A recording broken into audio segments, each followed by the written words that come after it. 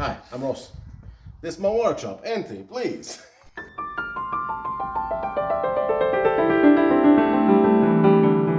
So this is where we build most of our stuff. Any cabinetry, any joinery, we build it here. It's a kind of a small unit, but I don't need anything bigger than that.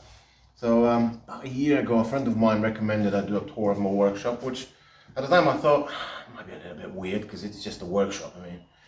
But then it occurred to me that I've got some plans to change some bits and build some more units here for the shop. So it would be nice if I do that on a yearly basis, so we can see what I've improved over the years.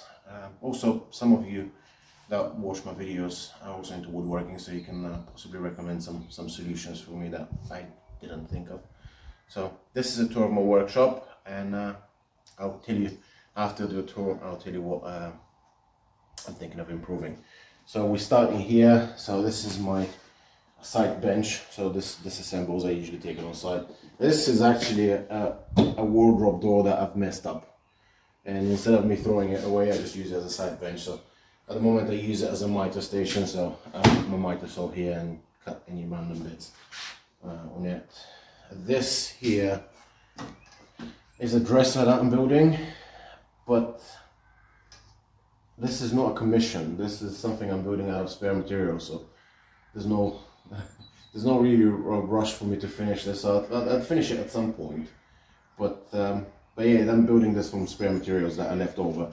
Instead of me throwing them in the bin, I can just build something nice. I'll probably give it away to somebody. This is something that I've got a video on, so I will show you that. This is a replacement window for a project of mine. This was a very awkward window to build because of the shape. I think this is called rhombus, according to my customer, who's a math teacher. So because this is not, it's not square, and boy was it difficult to build because of these weird angles. But I've got a full video, you can watch that when I get to editing it, and eventually I'll post it. So this window goes with that door, and I need to build another door, which would all be going on the same job. Here, this is my assembly table and an outfeed table. So I keep this is my main table, so and it's the assembly table is built the same height, so I can use it as an outfeed. That's basically what it is. I've got a lot of junk here, which at some point I need to clear it up. So my idea with this table was to use this as a storage for sheet material. However, instead I've been just filling it with junk, so I need to clear that up. Then we get to, this is my main woodworking bench. So this is slightly smaller than what you'd expect from a woodworking bench, and that's for a reason, because my previous workshop was kind of small. So this is the space I had for a woodworking bench. So that's why I built it this size. So at some point I'm thinking of making it something that's slightly bigger. If you're wondering why the vise is on this side as opposed to this side, it's because I'm left-handed. Even though some of my planes, those molding planes require me to work from the right side, so sometimes I would work from here, but because these don't matter, I would rather have my vise on this side, just because I'm left-handed. Then we have my collection of vintage woodworking tools. Some of them, so this actually used to be my granddad's.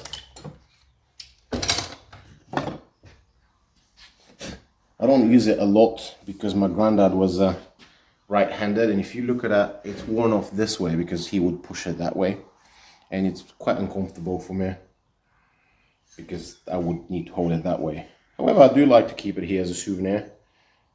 It's quite a nice plane. I don't use it a lot. This is a smoothing plane, so I prefer to use my number 4 smoothing plane instead.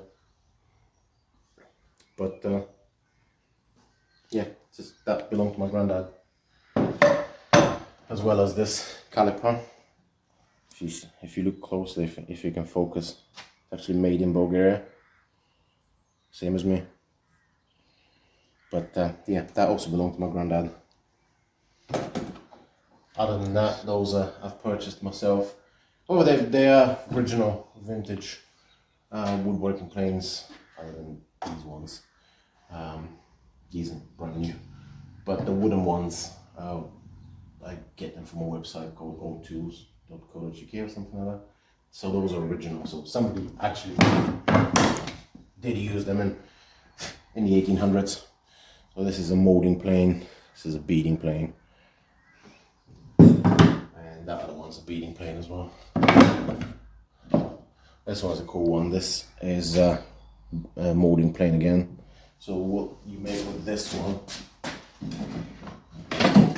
is that style of molding. It goes like this. So you can make skirting boards or architrave.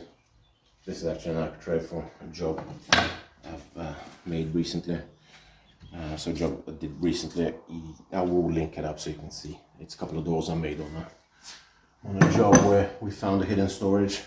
So this is my old table saw. I don't use it a lot nowadays, so I keep it for, I usually make tenons on it. So this is set up for cabinet door tenons on this one. And sometimes I use it for door tenons, so you'd see that on another video. So this is my jointer and my thicknesser. And this is something I'm thinking of improving, but I'll give you a full tour before I actually talk about what I'm thinking of improving. So this is where I keep my joint and the thickness. So the thickness I usually put it over there on the assembly table, and the joint I would put it here depending on how long the piece I'm working on is. Then in here I keep plastering tools because I don't just do woodworking. So this is my plastering corner. So I got my mixer and some buckets and sheets. These are very good things. So this is a really good one. So these removal trolleys. I bought these ones from Lidl's and they cost about £10 each. I don't know how they sell them that cheap, but if you ever get your chance to buy a couple of those, get yourself a couple, because the reason for these ones is you can move washing machines, dishwashers, fridges. So you essentially, even wardrobes, you can tip something, slide this under, and then put it on top, and then you can just, as long as you have it on a platform, you can just move it and roll it any way you want. I've got two because if you want to move something bigger, say a wardrobe, you would lift one end, put one trolley, lift the other one and put the other one. So you need two. You don't use them very often, but when you do, it's good to have them. So if you ever get a chance to buy a couple of those from Lidl, do that. I was thinking of making a couple because it's essentially it's 4 wheels on a plywood base. So I've got a lot of plywood offcuts. I was thinking of making them myself. However, the wheels cost about 20 quid. If you want to buy them from B&Q, the wheels will cost you about 20 quid. So when I saw these ones in Lidl's, I thought, I'm buying these. So these ones, it was a £10 each. So for 20 quid, I got two. I haven't used them yet, but for that price, it's good to have them. And even if you don't need them, at some point in the future, you will need them. Got another one here. So this I use for cabinets, so you can just wheel it under the cabinet and you can lift the whole thing and roll it that way. Manual handling is very important then. Sorry? Manual handling is very important. Yeah. Or if you're Conor McGregor, you can assault a boss with it.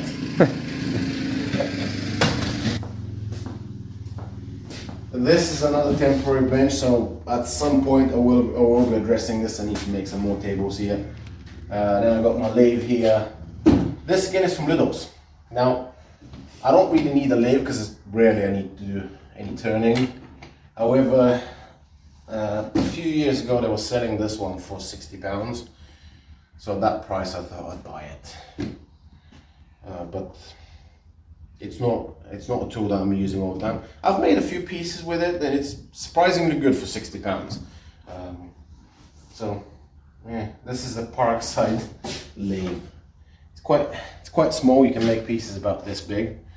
So it's good for bedside tables and coffee table legs and small bits like that.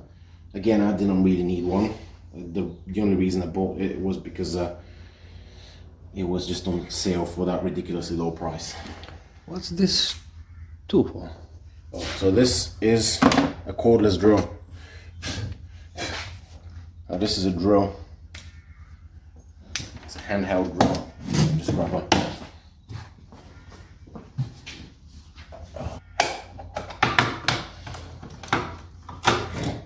works like this.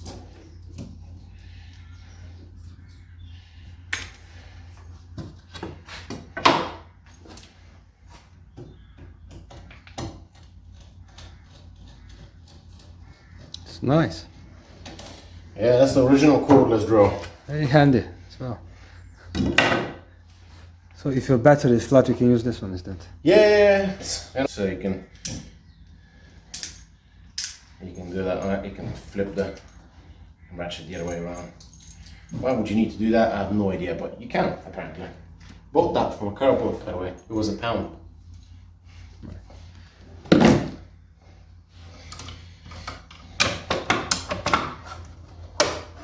Well, I'm at it.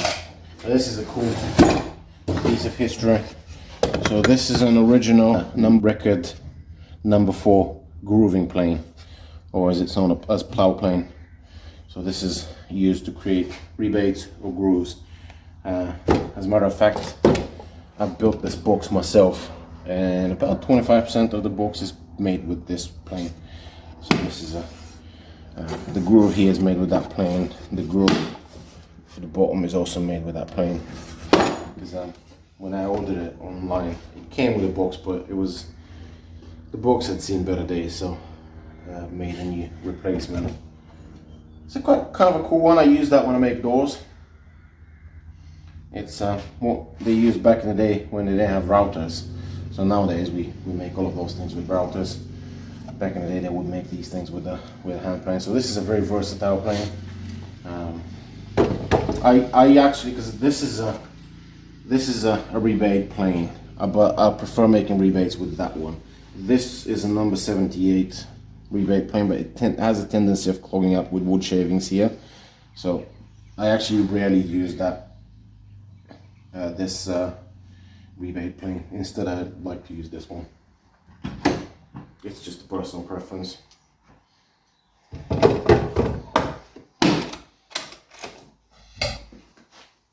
Normally I keep my circle saw, my track saw here.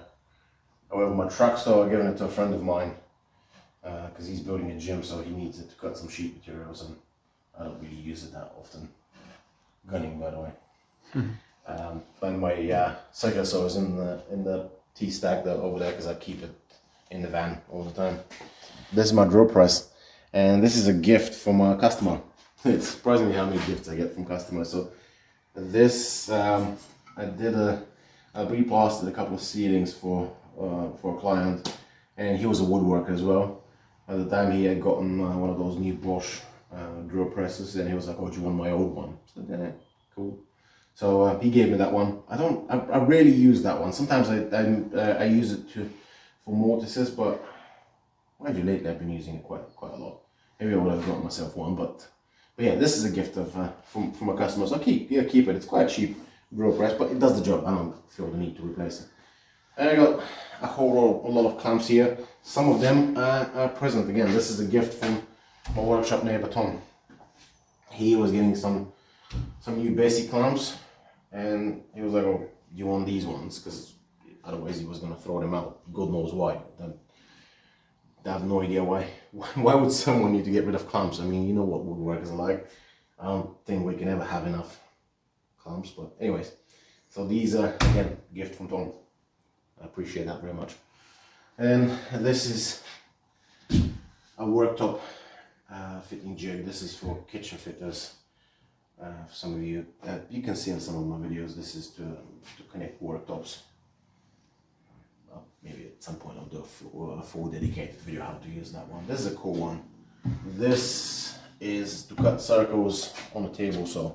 So this cuts a circle that's 50 centimeters in diameter on the table saw.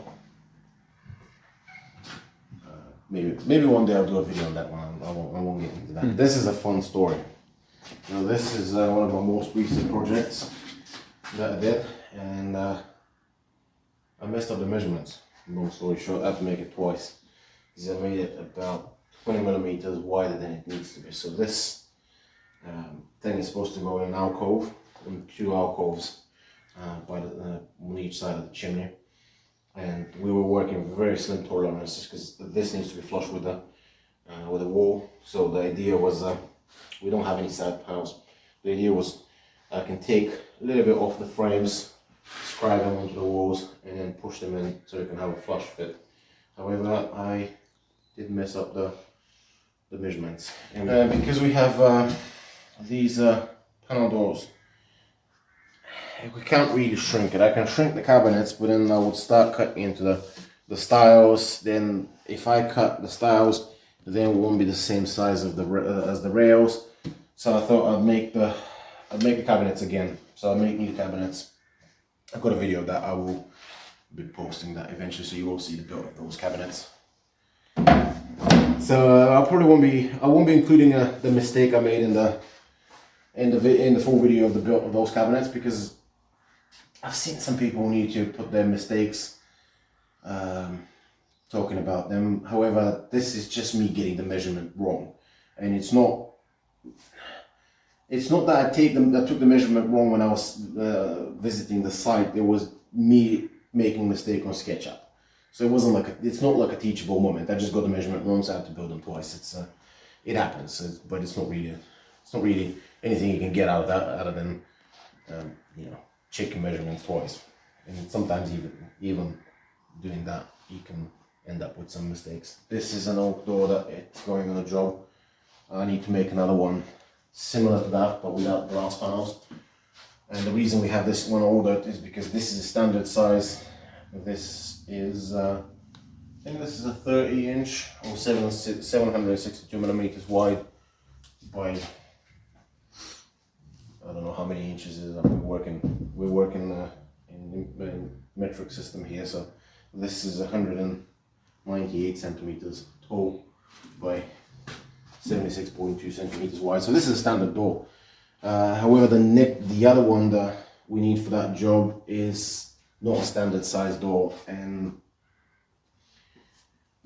we could have gotten it from the same people that we ordered this door from, but it takes 4 months for them to build the door. So instead, I decided to build it myself because it was just driving me mad. So I'm not gonna wait 4 months for a bespoke door when I can make it myself. So this is going in the same job as the rhombus window. This is I store my offcuts.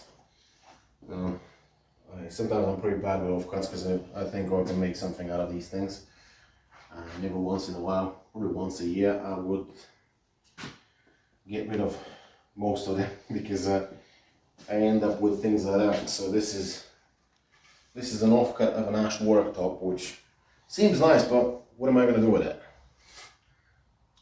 So that'll probably end up in the bin eventually. And then I've got my coffee machine here because I was spending way too much money on coffee. So I got myself a coffee machine. At some point, I'm thinking of building a unit here to house my coffee machine. This is somewhat of a filing cabinet, as you can see. I'm what they call a shoebox accountant. These are invoices and receipts. At some point, I'm thinking of building a unit here for to use as a filing cabinet and to house my coffee machine. And this is actually my next project. So these bits, I'm making a door as well as these ones here. This is going to be a big door. I'll make that from them. These are 3 sets of sash windows. So I need to make frames for those ones. This is what I'm doing next week. I need to make. So 2 of those not moving, just framed in and not opening because it was a bit more budget friendly that way. And then 1 we'd have with all the hardware with the rollers and counterweight so it can move. So I will be making a video of that at some point. These doors, these are the funny ones. So, I would link the video. So these are the doors I replaced with that big door from Speedy, which I would link somewhere up here. But those were the 2 doors that they had, and as you can see here, they're quite small. So people were using those as a front door, even though technically this was a patio door, but people were using that as a main front door entrance, so they were using it to get in and out. And if you open just one side, it's kind of narrow, so you have to open both of them, which is very inconvenient. So what we did instead was I made a replacement for those two doors, but it was one big door that matches these ones. So what I'm thinking of doing is I need more storage. So these are a couple of units that my workshop neighbor Tom was going to throw out. So I kept them so I can put some random bits, but ideally, and at some point we'll do that, I want to make some more of those cabinets, just row of top cabinets here so I can handle some of those weird bits. I want to build some modular units for the jointer and the thicknesser, ones on wheels where you can just wheel it around, especially for the jointer, because I want to build it so it can be rolled here at the same height as the outfeed table, so it can be used as an outfeed as well, instead of using that hob up, which is a temporary solution that I've been in this workshop for over a year, but I've just been busy. In an ideal world, I'll take about a week or a couple of weeks off so I can redo my workshop, but it never happens. They tend to prioritize other people's jobs. So this is one thing I need to do, is I need to build a couple of modular units for the jointer and the thicknesser, so they can be rolled out and used. This is actually alright, I think, that because this is a modular unit. That's from my old workshop. So this is actually on wheels. I can wheel this around. So I'll probably keep this one. I definitely need to build a new workbench because this is way too small. But as I said earlier, it was the limit on my previous workshop. It was just how small my previous workshop was. So in this one here, I can actually have a full size joiner's bench. So I want to build one myself. So this is something I'm planning on doing in the near future. Definitely some more cabinets and storage here. Again, this is just a temporary solution that I've had for over a year now. But definitely I want to build some more tables. This is another one of those couple of saw horses that I use as a side bench, but I've had that for over a year because I've been prioritizing everything else. This is another thing that I want to do. I'm not sure about this outfeed table, so it's quite convenient here because I use it as an outfeed and as an assembly table. Also, this is a full size 8x4 sheet, so I use to break up plywood and MDF.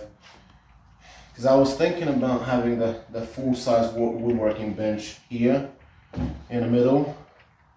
However, I do not want to be breaking sheet materials in it. And then the other thing, the last thing I'd like to do, as I've mentioned earlier, is I'm thinking of building some units here to use as a filing cabinet and to house my coffee machine, because probably shouldn't keep it around that much dust. So that's basically what I'm thinking. This is what I have in mind at the moment. The other thing I'm thinking is these are my small clumps, which I put there, and I don't think it's a good idea. So I'm thinking at some point I'll make a little trolley that would be pulling with me on the different jobs. So it's like a what's it called? I can't remember what it's called. It's one way you can keep your drills and small bits and screws and all that, and I'll probably put all of those clumps because they're not really convenient having them there. So these are the plans I'm having. This is what I will be doing at some point throughout the year. Once again, I would appreciate if you drop me a comment, let me know what you think. If you have any suggestions that could help me improve this place, I appreciate that. And thank you very much for watching, and I will probably see you on the next one.